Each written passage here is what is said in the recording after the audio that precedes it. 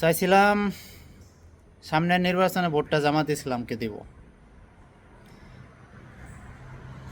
কিন্তু জামাতের যে কর্মকাণ্ড, তারা যদিও নিজেদেরকে ইসলামী দল দাবি করে, কিন্তু তাদের বর্তমানের যে কর্মকাণ্ড, যে কথাবার্তা চলতেছে, এতে মনে হয় না যে তারা কোনো ইসলামিক দল, এবং তারা দেশে যে শরিয়া শাসন কায়েম করবে এটা তাদের পক্ষে সম্ভব না। তাই আসলে ভোটটা আসলে কাকে দিব, কোন দলকে দিব, আমি এখনও কনফিউশনে আছি। যাই হোক, শিবিরের যে সাদিক কায়েম, সে রিসেন্টলি বলেছে যে আমরা বিজিবির শাসনও চাই না, তালেবানের শাসনও চাই না। কথাটা এইভাবে বলছে যে আমরা বিজিবির মতো দেশ চালাবো না, তালেবানের মতো দেশ চালাবো না।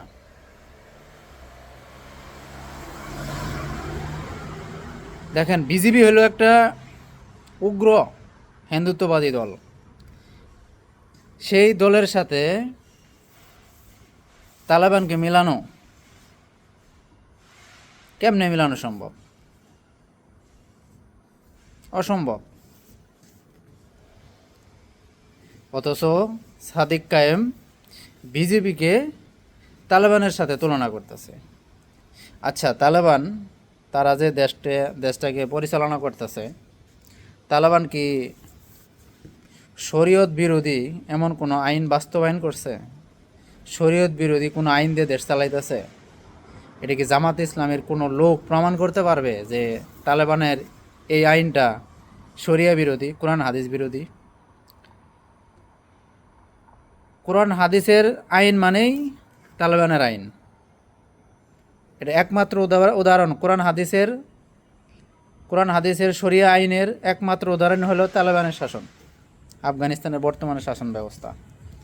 আপনি যদি বলেন যে আমি তালেবানি শাসন চাই না, তালেবানি শরিয়া দিয়ে দেশ পরিচালনা করবেন না, তাহলে আপনি কোন শরীয়ত দিয়ে দেশ পরিচালনা করবেন? সেটা তালেবানের সাথে মিল থাকবে না। আপনি যদি বলেন যে আমরা দেশে শরিয়া শাসন কায়েম করবো, কোরআন হাদিসের শাসন কায়েম করবো, তাহলে সেটা অবশ্যই তালেবানের শাসনের মতোই হবে। আর আপনি যদি বলেন যে আমরা তালেবানদের মতো শরিয়া কায়েম করব না, তাহলে অবশ্যই সেটা আপনাদের কোরআন হাদিসের শরিয়া হবে না, সেটা আপনাদের মন গড়া বিকৃত শরীয়ত হবে। কোরআন হাদিসের সাথে তার কোনো সম্পর্ক থাকবে না। আপনারা যদি প্রমাণ করতে পারেন যে তালেবানদের শরিয়া কোরআন হাদিসের সাথে সাংঘর্ষিক, কোরআন হাদিসের সাথে মিল নাই, চ্যালেঞ্জ থাকলো আপনারা প্রমাণ করবেন যে তালেবানদের কোন আইনটা কোরআন হাদিসের সাথে মিল নাই।